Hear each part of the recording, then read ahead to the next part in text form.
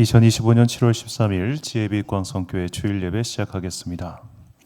사랑과 은혜가 풍성하신 아버지 하나님, 초복과 대소의 무더위를 목전에 두고 힘겹게 하루하루를 살아가는 당신의 백성들을 불쌍히 여기사 항상 은혜의 구름 아래 거하게 하옵소서.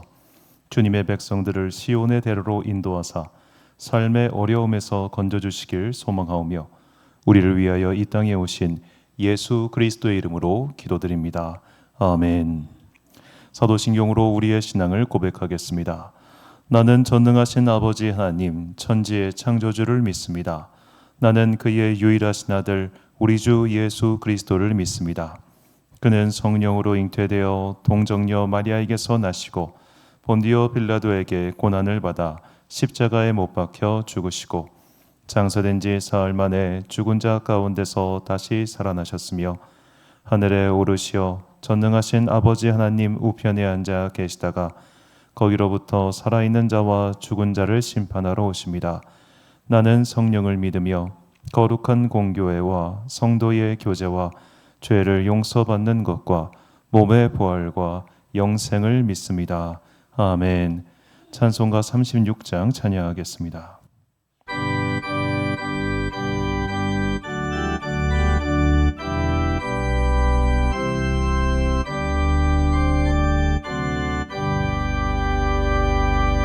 주 예수 이름 높이어 다 찬양하여라. 금멸류관에 들여서 만유의 주 찬양. 금멸류관에 들여서 만유의 주 찬양.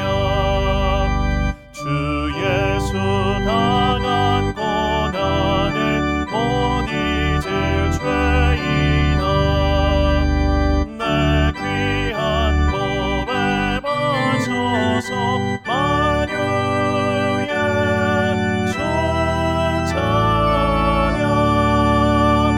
내 귀한 몸에 바쳐서 만유의 주 찬양. 이 지구 위에 거하는 온 세상 사람들, 그 크신 위엄 높여서 만유의 주 찬양. 그 크신 위엄 높여서 만유의 주 찬양. 주 믿는 성도 다 함께 주 앞에 엎드려 노고난 노래 불러서 만유의 주 찬양. 모고난 노래 불러서 만유의 주 찬양.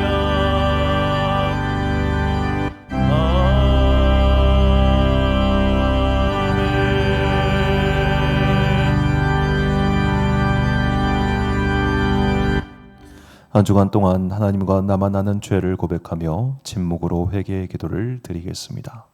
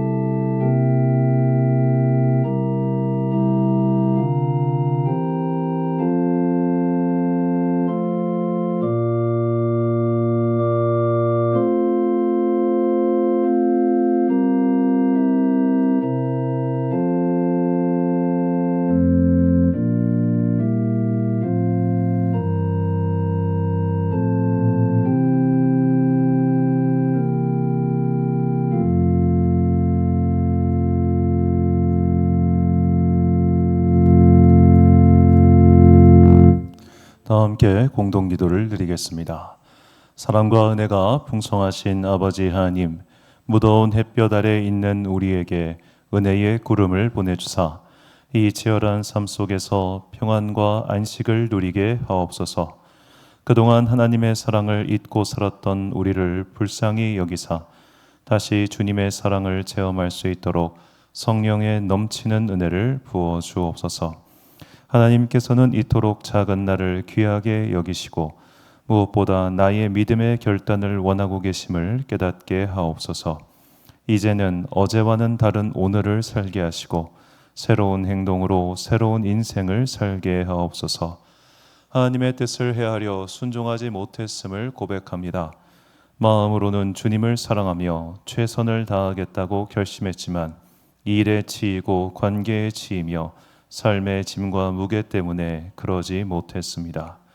주님께서 나의 약함을 강함으로 바꾸어 주사 더 이상 약함을 핑계대지 않고 하나님께 더욱 힘을 내어 다가가는 주의 자녀가 되게 하옵소서. 우리에게 믿음의 복을 주옵소서. 그리하여 하나님을 알게 하시고 믿게 하사 우리를 위해 주고자 계획하신 모든 축복의 열매를 취하는 복 받은 자 되게 하옵소서. 주님의 은총을 바라며 각자 삶의 자리에서 최선을 다하고 있는 자녀들에게 은혜를 베풀어 주옵소서. 여름의 열기로 인해 몸이 상하지 아니하도록 은혜의 단비를 내려 주옵소서. 오늘 우리의 예배를 통하여 오직 주님만 영광 받으시고 우리에게는 넘치는 은혜와 축복의 시간이 되게 하옵소서.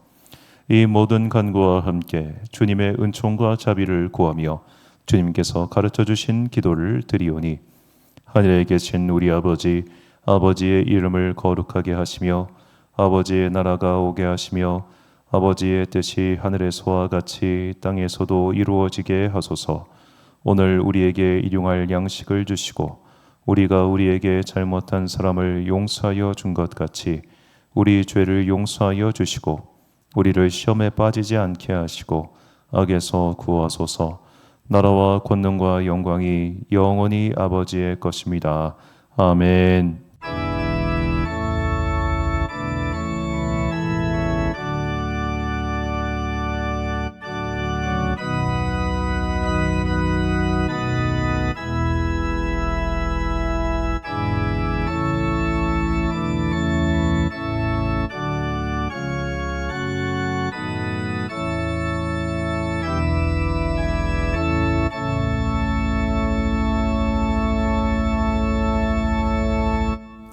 사제의 말씀 선포하겠습니다. 땅을 돌보사 물을 대어 심히 윤택하게 하시며 하나님의 강에 물이 가득하게 하시고 이같이 땅을 예비하신 후에 그들에게 곡식을 주시나이다. 아멘. 하나님께서는 당신을 경외하는 자들에게 시와 때에 따라 비를 내려주신다고 약속하셨습니다. 풀리지 않는 삶의 숙제가 있다면 그 숙제에 주목하지 말고 그 숙제를 내린 하나님을 바라보십시오.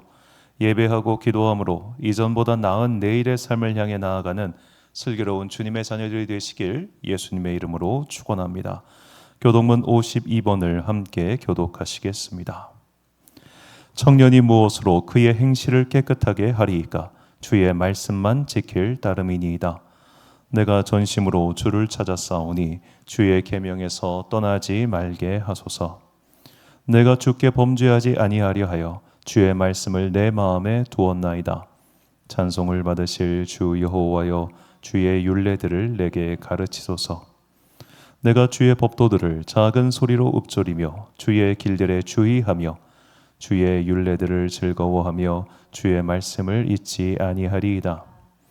주의 법이 나의 즐거움이 되지 아니하였다면 내가 내 고난 중에 멸망하였으리이다. 내가 주의 법도를 영원히 잊지 아니하오느니 주께서 이것들 때문에 나를 살게 하심이니이다. 나는 주의 것이오니 나를 구원하소서. 내가 주의 법도들만을 찾았나이다. 악인들이 나를 멸하려고 엿보오나 나는 주의 증거들만을 생각하겠나이다. 내가 보니 모든 완전한 것이 다 끝이 있어도 주의 계명들은 심히 넓으니이다. 내가 주의 법을 어찌 그리 사랑하는지요. 내가 그것을 종일 작은 소리로 읊조리나이다. 아멘. 찬송가 375장 찬양하겠습니다.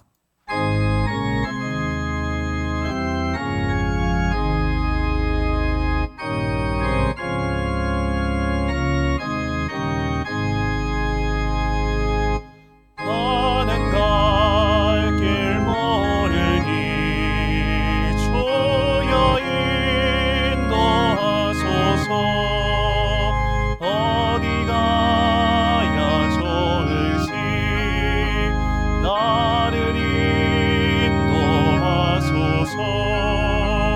어디 가야 좋을지 나를 인도하소서. 아무것도 모르니 나를 가르치소서.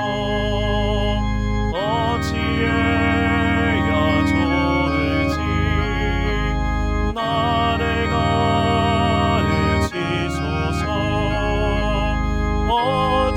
어찌해야 좋을지 나를 가르치소서. 아이같이 어리니 나를 도와주소서. 힘이 없고 약하니 나를 도와주소서. 힘도 없고 약하니 나를 도와주소서. 마음심이 슬프니 나를 위로하소서. 의지 없이 다니니 나를 위로하소서.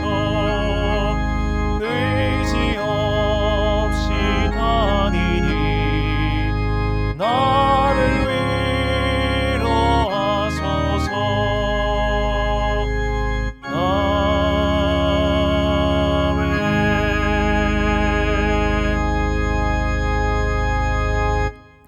지난주 봉헌하신 분들입니다. 김종학 집사님 가정에서 주저헌금 드리셨고, 오미영 집사님 가정에서 주저헌금 드리셨습니다.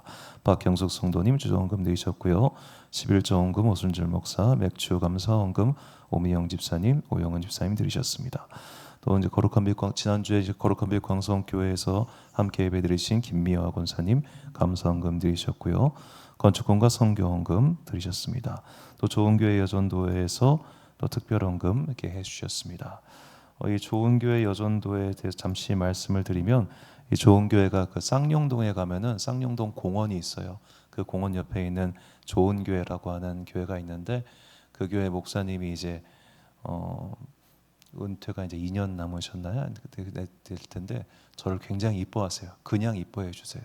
그래가지고 참 감사하게도 쌍용동 있을 때 가까운 데 있다가 일로 이전했다는 말씀을 듣고, 그러면 우리가 함께 기뻐하는 마음으로 1년간 이렇게 우리 여전도회에서 좀 그 후원을 하겠다 하셔가지고 이렇게 매달 한 번씩 좋은교회 여전도회가 헌금을 하고 있습니다.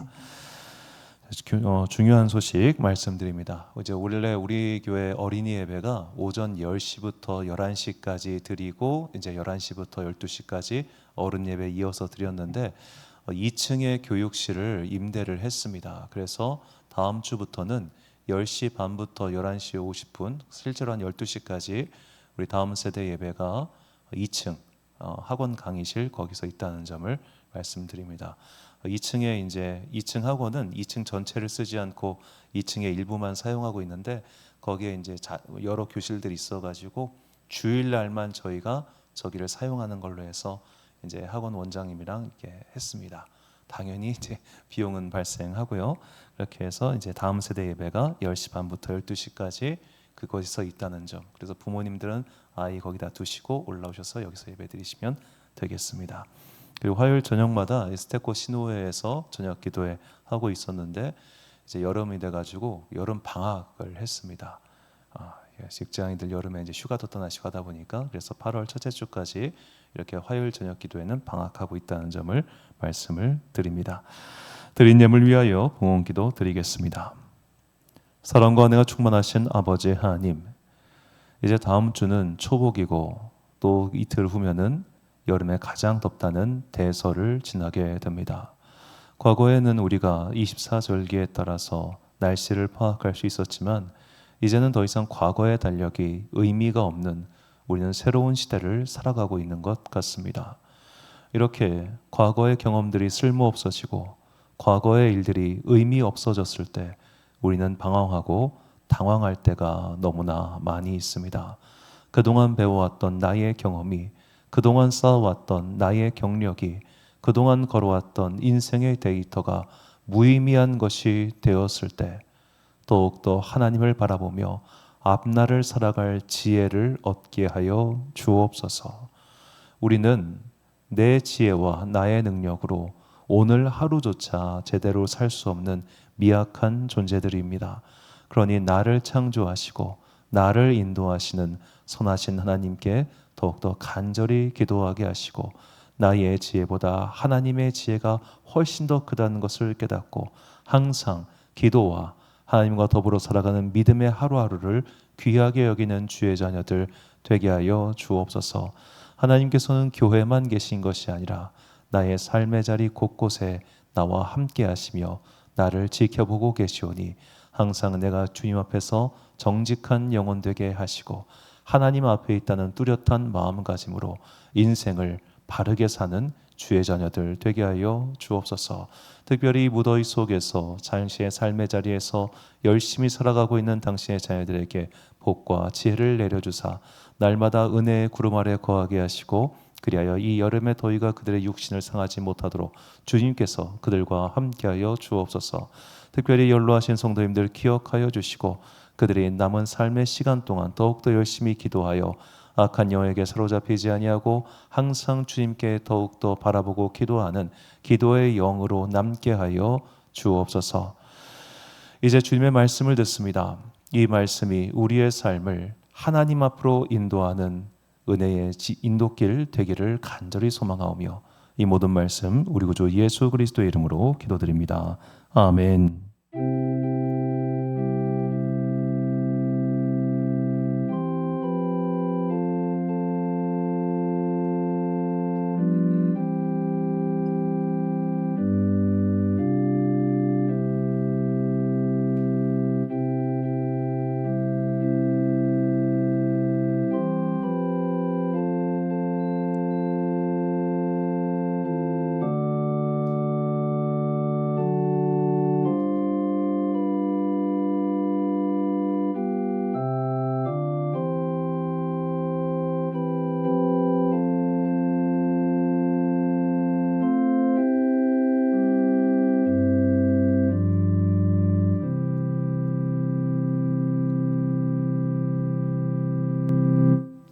오늘 우리에게 주신 하나님의 말씀 느헤미야 5장 14절부터 19절까지 말씀입니다.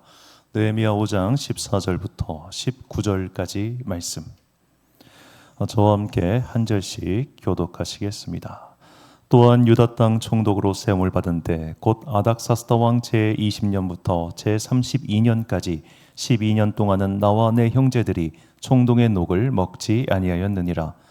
나보다 먼저 있었던 총독들은 백성에게서 양식과 포도주와 또 은 40세겔을 그들에게서 빼앗았고 또한 그들의 종자들도 백성을 압제하였으나 나는 하나님을 경외함으로 이같이 행하지 아니하고 도리어 이 성벽 공사에 힘을 다하며 땅을 사지 아니하였고 내 모든 종자들도 모여서 일을 하였으며 또 내 상에는 유다 사람들과 민장들 150명이 있고 그 외에도 우리 주위에 있는 이방 족속들 중에서 우리에게 나아온 자들이 있었는데 매일 나를 위하여 소 한 마리와 살찐 양 6마리를 준비하며 닭도 많이 준비하고 열흘에 한 벅씩은 각종 포도주를 갖추었나니 비록 이같이 하였을지라도 내가 총독의 녹을 요구하지 아니하였음은 이 백성의 부역이 중함이었더라.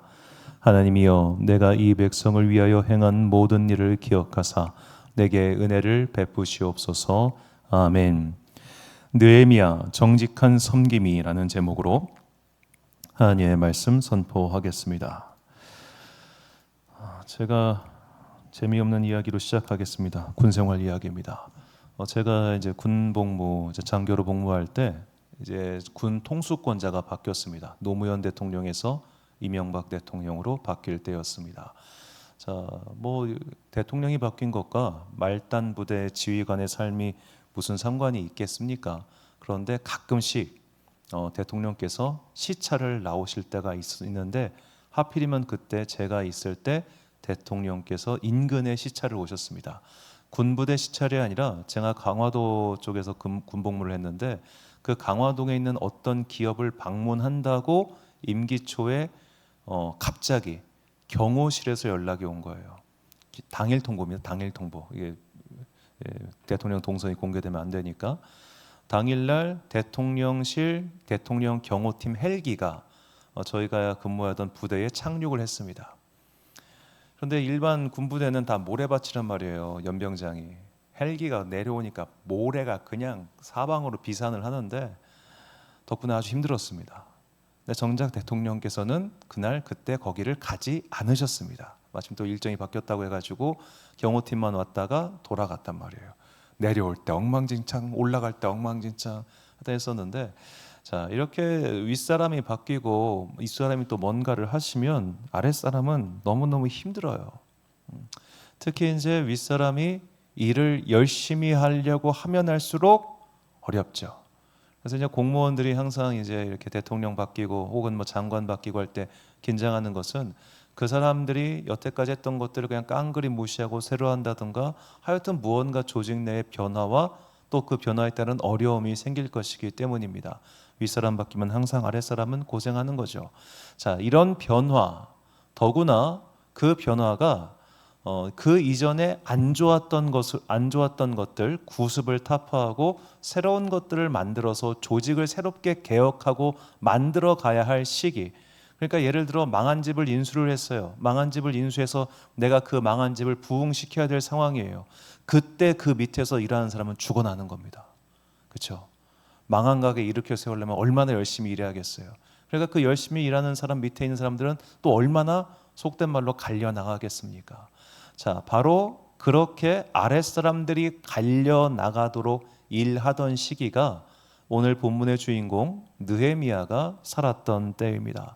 자, 느헤미야가 살았던 시대적 배경은 페르시아 제국이라고 하는 나라의 밑에 상황입니다. 이 페르시아 제국은 이제 인류 역사에서 굉장히 중요한 한 분기점을 이루고 있는 제국인데요. 그 이유는 페르시아 제국 때부터 비로소 제국이라는 표현이 역사서에 구체적으로 등장하기 때문입니다. 그 이전에 뭐 바빌론 제국이네, 아수르 제국이네 이렇게 우리가 편의상 붙이지만 이 페르시아 때부터는 실제로 그 시대 역사가들이 저 나라는 제국이야라는 표현을 등장해요. 그래서 그 당시 페르시아의 왕들은 뭐라고 불렀냐면 그들의 말로 샤한샤라 불렀습니다. 이 말은 왕중왕이라는 뜻입니다. 샤한샤, 왕중왕이다.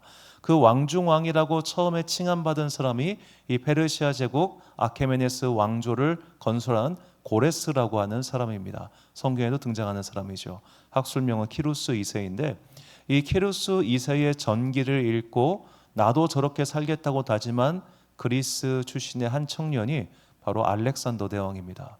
자, 알렉산더 대왕의 롤모델이 될 만큼 이 키루스라고 하는 사람은 대제국을 건설했어요. 자, 이렇게 키루스가 대제국을 건설했는데 문제는 그 손자 때 일어납니다. 그 손자, 성경에는 다리오라고 나오고 학술명은 다리우스 1세라고 하는 이 손자 때 그들이 그리스를 침공하게 됩니다. 자, 이 다리우스 1세와 그의 아들인 크세르크세스 1세 이 두 번 때 페르시아가 각각 그리스를 침공해요. 그 유명한 마라톤 전투와 그리고 살라미스 해전입니다. 자, 뭐 마라톤 전투의 이야기는 우리가 올림픽 마라톤 기원을 한번 들을 때 꼭 얘기를 했겠죠. 자, 육지에서 패배해요. 페르시아가. 그래서 페르시아가 이를 갈고 10년 동안 전쟁을 준비해 가지고 최소 50만, 어떤 역사가는 400만이라고도 말을 하는데 그들을 이끌고 다시 그리스를 침공한 게 이게 살라미스 해전입니다. 요거 배경으로 만든 영화가 그 영화 300이에요. 저 이제 두 번째 침공 때. 자, 이런데 이걸 두 번 다 진 거예요. 육군도 지고 해군도 지고 할아버지가 지고 아들이 지고. 자, 이 처음에 졌던 다리오 1세의 손자, 그리고 두 번째 졌던 크세르크세스 1세, 성경에는 아하수에로 에스더의 남편, 그의 아들이 오늘 느헤미야가 살았을 때의 페르시아의 왕이었던 아닥사스다입니다. 자, 아닥사스다, 아르타크세르크세스 1세, 발음도 어려워 하여튼. 자, 이 사람 때 그가 물려받은 나라의 상황이 어땠냐? 이미 수백만 명의 군인이 전쟁에서 져가지고 죽었어요. 나라의 재정이 파탄이 나고 그 나라의 기강이 와르르 무너져가지고 우리 고조 할아버지가 세운 나라가 100년도 안 돼서 망하게 생겼을 때가 이 아닥사스다 왕이 집권했을 때입니다. 자, 다행히도 이 아닥사스다 왕은 매우 현명한 군주였습니다. 일을 잘하는 사람이었습니다. 그래서 그의 할아버지가 조금 망가뜨리고 그의 아버지가 왕창 망가뜨려 놓은, 이 성경에 나오는 그 아하수에로 왕이라고 하는 사람, 이제 학술명은 크세르크세스 1세, 이 사람은 폭군에 가까운 사람이었어요. 그래서 이제 그의 신하들한테 암살을 당하는데, 여하튼 그의 아버지가 이렇게 말아놓은 나라를 그 아들이 일으켜 세운 거예요. 꾸준히 열심히 일하고 절약하고 아끼고 이래가지고. 자, 그렇다면 그 밑에서 일하는 사람들이 얼마나 힘들었겠습니까? 야, 왕이 동안 샤한샤라 불리는 대왕께서 일을 열심히 해요. 정말 일을 너무 열심히 하니까 그 밑에 사람들은 이거 눈치 보고 어려워하고 힘겨워하던 그때 느헤미야가 하나님께 이렇게 기도합니다. 느헤미야 1장 1절과 11절을 보니까 하가랴 아들 느헤미야의 말이라, 아닥사스다 왕 제20년 기슬르월에 내가 수산궁에 있는데 주여 구하오니 귀를 기울이사 종의 기도와 주의 이름을 경외하기를 기뻐하는 종들의 기도를 들으시고 오늘 종이 형통하여 이 사람 앞에서 은혜를 입게 하옵소서 하였더니 그때 내가 왕의 술관원이 되었느니라. 아멘. 자, 느헤미야가 바로 이 아닥사스다 왕 때 고국인 예루살렘의 소식을 듣게 됩니다. 예루살렘의 그 성벽이 완공되지 않아 가지고 다 예루살렘 도시의 기능이 정지되고 예루살렘이 엉망진창이 됐다는 소식을 들어요. 그 소식을 듣고 느헤미야가 가슴이 아파서 하나님, 우리의 죄를 용서하시고 나에게 기회를 주사 내가 저 예루살렘을 재건하는 데 쓰임받게 하여 주옵소서, 그렇게 간구를 합니다. 그런데 그러기 위해서는 일단 왕의 눈에 띄어야 돼요. 그래야지 왕에게 직책을 받아가지고 저희 가서 일을 할 수 있으니까.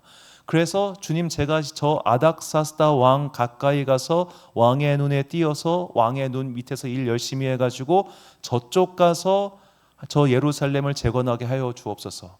간단히 말하면 이게 그 당시 느헤미야의 기도였던 겁니다. 자, 망한 제국을 이어받아서 열심히 일하는 황제 밑에서 내가 다른 목적을 갖고 있는 겁니다. 열심히 일하는 사장 밑에서 내가 일 잘 배워가지고 일단 이 가게 살려놓은 다음에 나 옆에다가 가게 차려야지, 이 마음 갖고 있다고 생각해 보세요. 그러면 두 마음 갖고 일하는 거잖아요. 그렇죠? 비유하자면 그렇다는 겁니다. 자, 그렇게 아닥사스다라고 하는 굉장히 현명하고 엄격하고 재정관리 잘하고 그런 왕 밑에서 내가 이런 목적, 나의 고국, 나의 민족을 위해서 일하겠다는 목적을 가지고 왕 밑에 가까이 간다. 이것은 대단한 용기가 필요한 일입니다. 대단한 용기. 왜냐하면 지금의 사장님들과 다르게 이 아닥사스다 왕은 사람을 칠 수 있잖아요. 사람을 없앨 수 있잖아요. 심지어 그 민족까지 싹 지워버릴 수 있는 절대 권력자인데 그 절대 권력자 옆에 가는 것을 두려워하지 않았어요. 하나님의 일을 위하여, 하나님을 경외하기 때문에. 자, 우리는 지금 주일마다 이 하나님 경외하기를 배우고 있습니다. 오늘 우리는 하나님을 경외했던 느헤미야가 그가 하나님을 경외했기 때문에 어떤 삶의 선택을 했고 그가 받은 것은 무엇인지 이것을 살펴보고자 오늘 말씀을 준비했습니다. 자, 느헤미야는 하나님을 경외함으로 어떤 일을 했냐? 그는 정직하게 행동합니다. 본문 15절을 보니까요. 나보다 먼저 있었던 총독들은 백성에게서 양식과 포도주와 또 은 40세겔을 그들에게서 빼앗았고 또한 그들의 종자들도 백성을 압제하였으나 나는 하나님을 경외함으로 이같이 행하지 아니하고. 자, 총독들은 그 당시 총독들은 이제 국가로부터 녹을 받기도 하지만 자기가 지배하고 있는 거기서 세금 걷어가지고 그게 자기 월급이었단 말이에요. 또 다른 월급. 그러니까 애당초 국가가 총독을 보낼 때 그에게 많은 돈을 주지 않았어요. 너 요만큼만 줄 테니까 나머지는 현지에서 조달해. 이게 보통 총독들의 일이었습니다. 그래서 부유한 지역에 가면 돈을 많이 벌었고 가난한 지역에 가면 돈을 못 벌었어요. 자, 이렇게 총독의 직을 받습니다.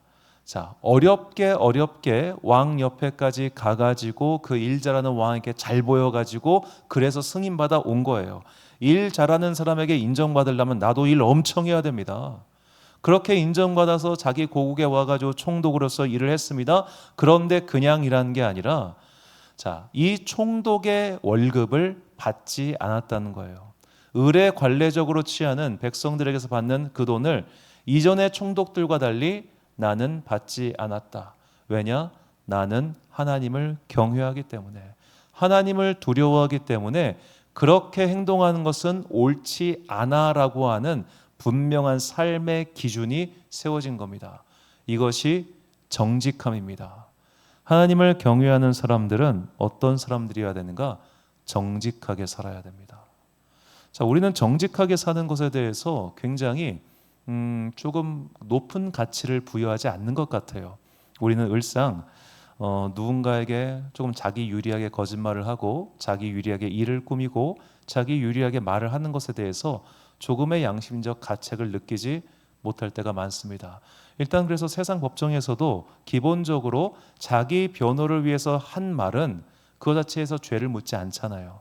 내가 나를 변호하기 위해서 거짓말을 하거나 혹은 어떤 것을 말하지 않는 것, 즉 정직하게 행동하지 않는 것은 뭐 사람으로서의 권리다 이렇게 생각하다 보니까 우리는 을에 어떠한 일에 코너에 몰렸을 때 그것을 정직하게 말하지 않아요. 손해보고 싶지 않기 때문입니다. 거짓말을 섞거나 혹은 내가 안 했다고 하거나 혹은 애매모호하게 말함으로써 당장의 그 상황을 모면하려고 할 때가 참 많죠. 그러나 하나님을 두려워하는 사람은 정직해야 된다는 것. 이거 참 크리스찬들이 꼭 잊지 말아야 할 삶의 가치입니다. 자, 우리가 밑에 직원을 둔다고 생각해 보십시오. 근데 그 직원이 정직하지 않아요. 그 사람이랑 어떻게 일할 겁니까? 걔가 속인다고 생각해 보세요. 눈이 돌아가지 않겠어요. 돌아가지 않겠어. 죄 때문에 손해를 입으면 내 가게에 피해가 생기는데 눈 돌아가지 않겠어요. 그러니까 정직해야죠. 자, 정직함이란 비단 아랫사람만의 덕목은 아닐 겁니다. 윗사람으로서도 아랫사람 대할 때 내가 정직하게 가야겠죠. 이 정직함은 이제 라틴어로 코람데오라고 하는데 하나님 앞에 서 있다는 뜻입니다. 내가 하나님 앞에 선 마음으로 누군가를 정직하게 대하는 겁니다. 그 사람이 두렵기 때문이 아닙니다. 그 사람이 어렵기 때문이 아닙니다. 손해가 두렵기 때문도 아닙니다. 하나님을 두려워하기 때문에 하나님 앞에서 정직하기 위하여 내가 거짓을 행하지 않는 거예요. 자, 정직의 반대말은 거짓말이겠죠. 거짓을 행하지 않은 게 정직한 겁니다. 그런데 우리는 쉽게 거짓을 행합니다. 왜 그러냐? 사람 마음이 그래요. 잠언이 말합니다. 잠언 21장 2절 보니까 사람의 행위가 자기 보기에는 모두 정직하여도 여호와는 마음을 감찰하시느니라. 자, 사람의 행위가 자기 보기에는 모두 정직하다. 이건 철학자 데카르트의 말이기도 한데 데카르트가 그런 말을 한 적이 있습니다. 사람들은 자기가 다 상식적인 줄 안다고. 다 지가 상식적이에요. 우리 주차할 때 보세요. 다 지가 그냥 상식적이요. 그러니까 우리가 항상 이게 주차할 때 보면은 그거 갖고 삐거덕삐거덕하는 이유가 뭐냐면은 다 지가 볼 땐 여기다 대는 게 문제가 없어. 다 자기가 볼 땐 차 이렇게 돼도 아무 문제가 없어. 다 자기가 볼 때는 왜 이거 못 나가요? 나갈 수 있잖아요. 못 나가 내 차는. 그런데 자기 기준에서 나갈 수 있대. 다 내가 기준이 되니까 내 양심에는 문제가 없어요. 나의 정신은 정직해. 그런데 하나님 보실 때 그에 과연 정직한가?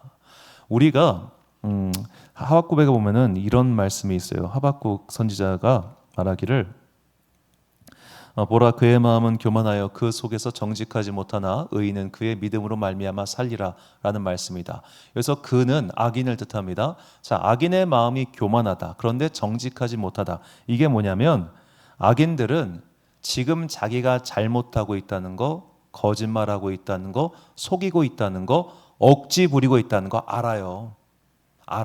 그런데 인정하지 않는 거예요. 그게 정직하지 못한 겁니다. 그런데 의인은 하나님 앞에 나오기 때문에 주님 제가 그때 거짓말했습니다. 주님 제가 그때 누구를 속였습니다. 주님 제가 그때 누군가에게 정직하게 못하게 행동했습니다. 그 죄를 고하고 용서를 받는 게 정직한 크리스찬의 행동이라는 겁니다. 자, 정직한 크리스찬이 항상 의롭고 항상 바르고 항상 깨끗하 이렇게 살아야 정직한 크리스찬이다. 그 이야기를 하는 게 아닙니다.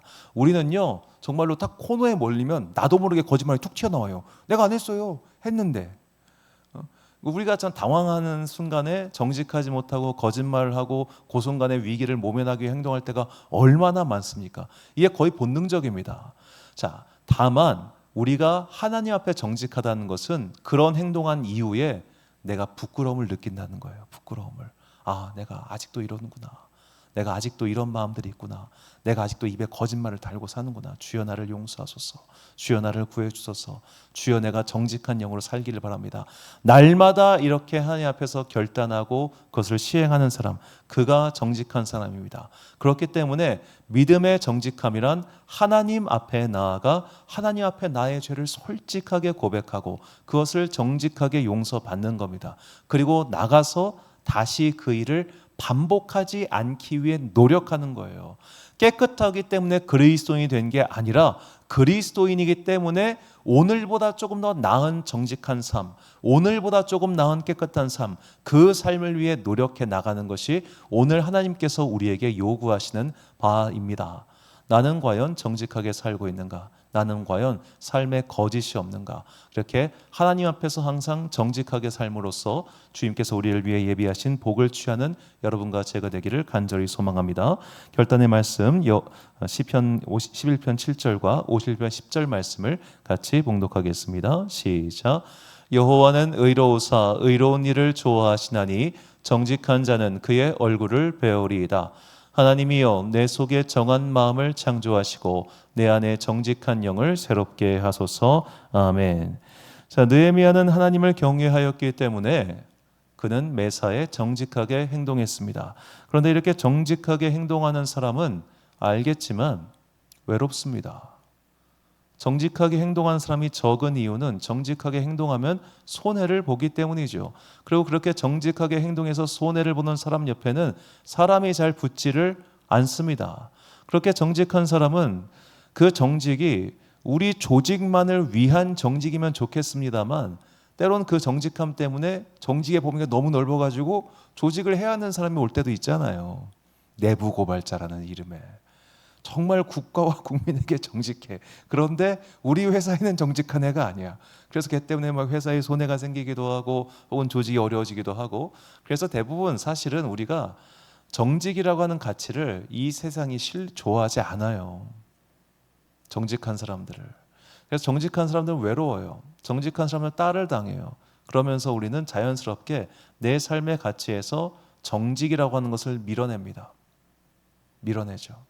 요새 저는 이제 그 학폭위원회, 학교폭력위원회 그런 것들 교육 콘텐츠에 관심이 있다 보니까 많이 찾아보는데, 자, 그 학교폭력위원회에서 애가 가해자인 친구가 정직하게 제가 이렇게 가해를 했습니다라고 하면 옛날 같으면 피해자의 부모님이든 혹은 선생님이든 그래 네가 정직하게 얘기했으니까 용서해줄게 덮어줄게 이런 게 되겠지만 지금은 기록에 남아버린단 말이에요. 지금은 정직하게 얘기하면 멍청이가 되는 시대가 돼버렸어요. 기록에 남아버리니까 네가 인정했네. 너 가해한 거 인정했네. 이래버린다고요. 용서와 자비가 없는 시대에서는 정직한 게 결국엔 자기 손해를 이뤄지기 때문에 사람들은 정직하게 행동하지 않습니다. 정직하면 바보라고 그렇게 조롱하겠죠. 자, 느헤미야가 정직하게 하나님을 경외하기 때문에 정직하게 행동했습니다. 그러자 어떤 일이 벌어지는가? 느헤미야를 만만히 보고 온갖 대적들이 와서 괴롭히기 시작해요. 신기하죠? 내가 의롭고 바르게 살면 나를 괴롭히는 인간들이 등장합니다. 나를 방해하는 세력들이 등장합니다. 그래서 언제 어느 때나 우리가 하얀 그리스도의 백성으로 살면은 그 하얀 꼴 보기 싫어가지고 와가지고 먹물 찍찍 뿌리는 인간들이 등장한다고요. 느헤미야가 바로 그랬어요. 자, 그 수많은 대적들에 둘러싸여가지고 힘들었습니다. 그런데 그때 하나님께서 함께 할 사람을 붙여주세요. 자, 본문 7장 1절과 2절 말씀인데, 성벽이 건축됨에 문짝을 달고 문지기와 노래하는 자들과 레위 사람들을 세운 후에 내 아노 하나니와 영문에 관한 하나냐가 함께 예루살렘을 다스리게 하였는데, 하나냐는 충성스러운 사람이요 하나님을 경외함이 무리 중에서 뛰어난 자라. 자, 느헤미야에게 하나님께서 사람을 붙여주셨는데 하나냐라는 사람이었습니다. 이 하나냐가 어떤 사람인지는 정확히 알 수 없습니다. 동명이인이 워낙 많아가지고요. 분명한 것은 하나님께서 그 하나냐라는 사람을 붙여주신 것이 느헤미야가 자기 총독일을 하는데 굉장히 큰 도움이 됐다는 겁니다. 덕불고 필유린이라는 논어에 나오는 말이 있습니다. 덕은 외롭지 않다. 반드시 이웃이 있기 때문이다. 자, 하나님께서는 오늘 내가 정직하게 하나님을 경외하며 살고자 할 때 이 세상에서 받는 여러 가지 핍박과 어려움이 있단 말이에요. 그것을 그냥 두지 않으시고 나를 도울, 나와 함께할 그 사람을 붙여 주십니다. 그래서 우리가 하나님을 의지할 수 있는 거예요. 하나님께서는 그런 사람들과 함께 일하게 하시고 그런 사람 만남에 복을 주십니다. 우리 다 알잖아요. 좋은 사람 만나는 게 진짜 복이에요. 좋은 사람은 억만금을 주고 살 수가 없는 너무 귀한 사람이잖아요. 우리가 그런 사람 만나는 복을 얻기 위해서는 하나님을 경외하며 내가 정직하게 살아야 돼요. 내가 정직하게 하는데 내 주변 사람이 정직하다? 내가 충성스럽지 않은데 내 주변이 충성스럽다? 그런 일은 없다는 겁니다. 내가 온 몸과 힘을 다하여 하나님께 충성하고 하나님의 일을 성실히 행할 때 주님께서도 나와 같은 자를 보내주십니다. 내가 하나님을 두려워하며 하나님 앞에서 정직하게 행동할 때 주님께서 나와 같은 자를 보내주세요. 자, 그렇게 힘을 다하여 일을 할 때 힘을 다하여 함께할 삶을 보내주시는 그 은혜의 경험들이 우리 삶 가운데 있어야 합니다. 자, 올해 2월 달에 그 일산에서 청소년 캠프를 했습니다. 그 청소년 캠프를 하는데 그때 이제 성도들 스텝이 한 60명 됐어요. 60명이 이틀 동안 자기 교회 애들도 아니고 자기 자식도 아닙니다. 그날 이틀 보고 다시는 안 볼 아이들입니다. 그 아이들을 위하여 이분들이 이틀 내내 밥 해주고 함께 해주고 했습니다. 제가 그분들의 인건비를 한번 계산을 해봤습니다. 수천만 원입니다. 요새 푸드트럭이라고 하죠. 밥차 한 번 부르는데 기본 100만 원부터 시작합니다. 5개 줬고 간식 4번 해줬습니다.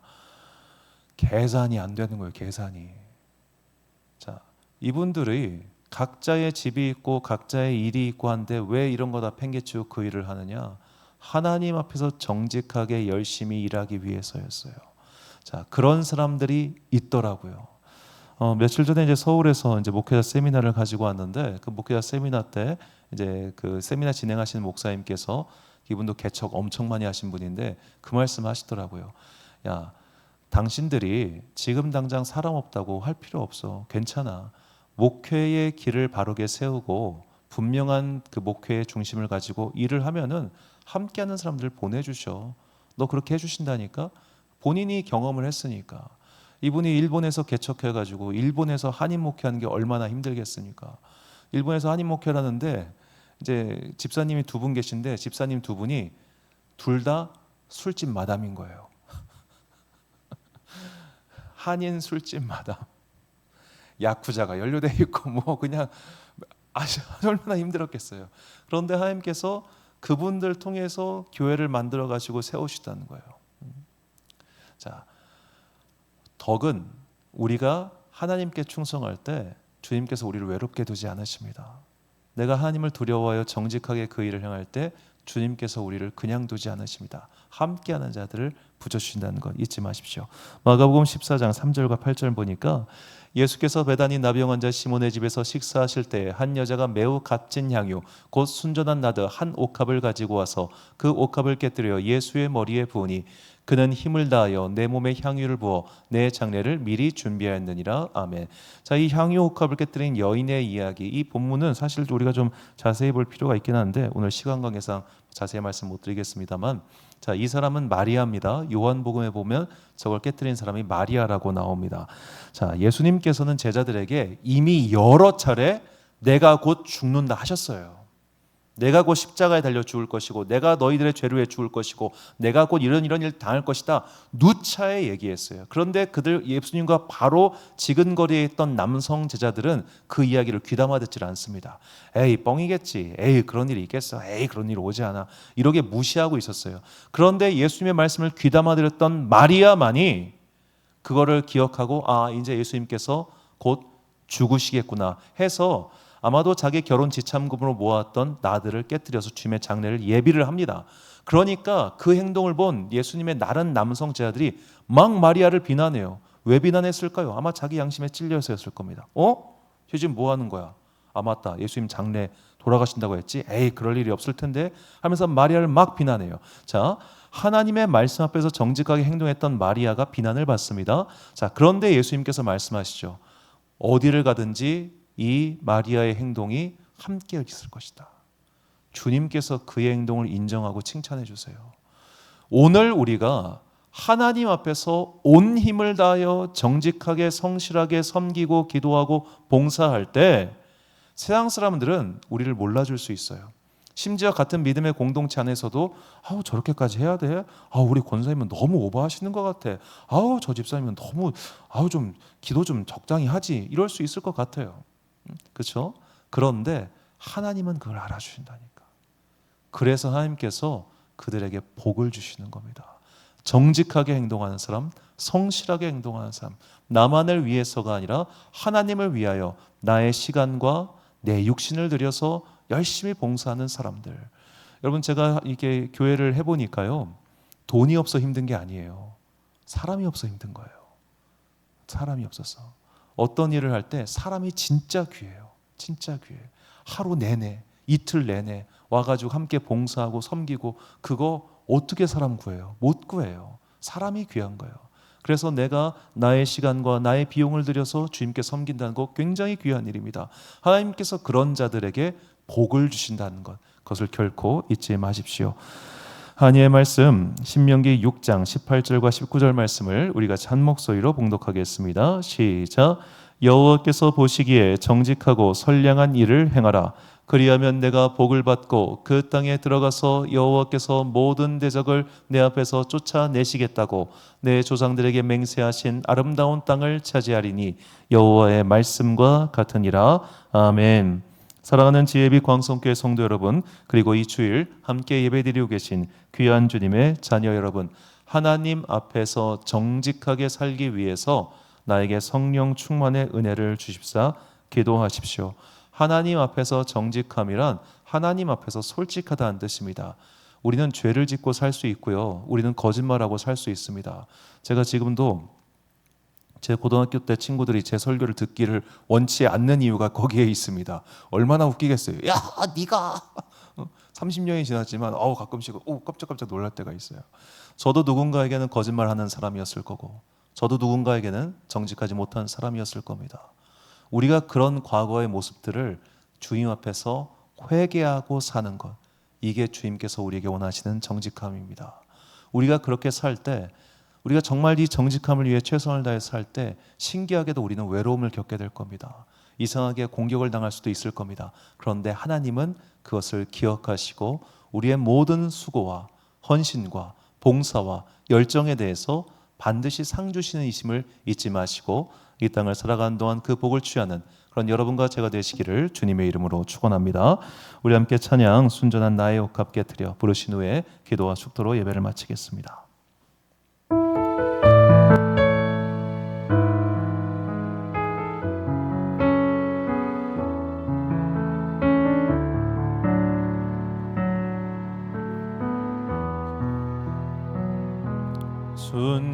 순전한 나의 삶의 옷 값게 드려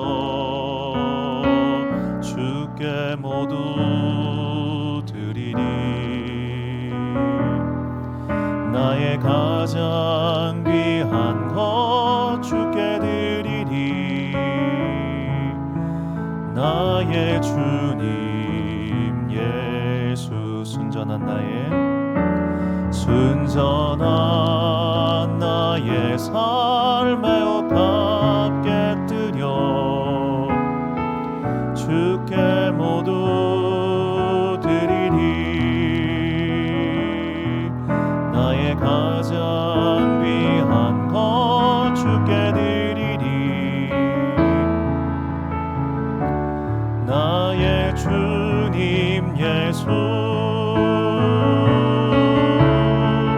내가 힘을 다하여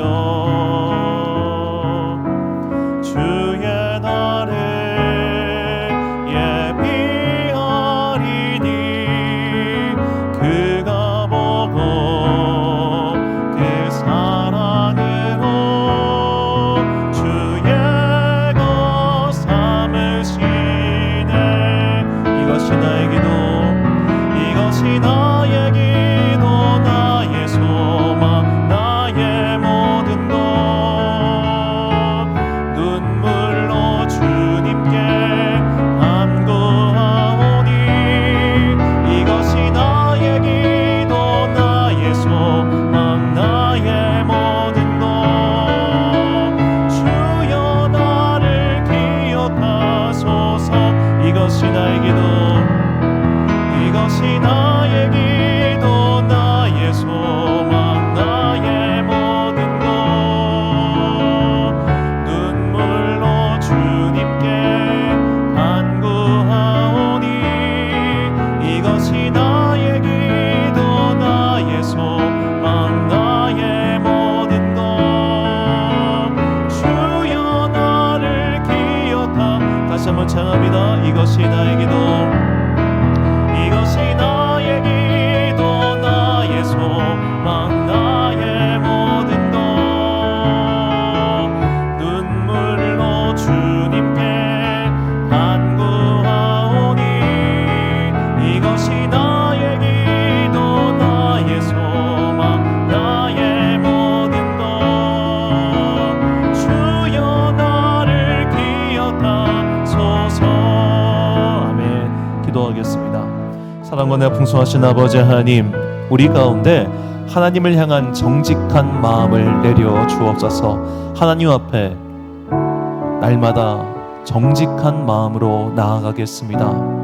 내가 지금 주님 앞에 서 있는 존재라는 것을 잊지 않게 하여 주옵시고, 때로는 거짓말로 상황을 모면하고 싶은 마음이 생길 때마다, 때로는 한 발 후퇴해서 그렇게 무언가를 회피하고 싶을 때마다 내가 이러면 안 되지, 내가 하나님 앞에서 다시 정직해야지, 그 마음 가지고 삶의 궤도를 바른 쪽으로 자리 잡는 주님의 거룩한 자녀들 되게 하여 주옵소서. 그러나 우리가 정직함으로 나의 영혼을 고정시키면 분명히 이 세상에는 나를 싫어하고 나를 꺼려하고 나를 어렵게 만드는 그런 자들이 등장합니다.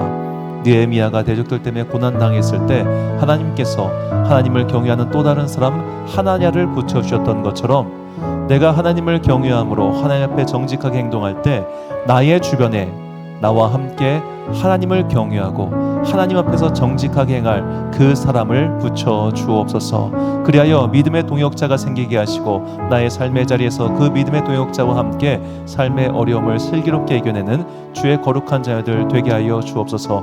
이것이 주님께서 오늘 하나님 앞에서 정직하게 행하는 자에게 주시는 사람의 복, 재물의 복, 은혜의 복임을 믿사오니 이 복이 우리 가운데 풍성히 임하게 하여 주옵소서.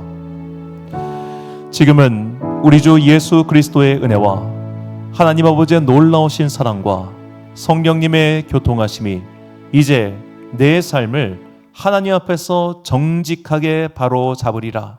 그리하여 이 땅을 사는 동안 그 정직한 게 자에게 주시는 사람의 복, 재물의 복, 은혜의 복, 하늘의 신령한 것과 땅에 기름진 모든 복을 취하려 하지만은 주님의 귀한 자녀들 머리 위에 지금부터 영원까지 함께 하시기를 간절히 축원하옵나이다.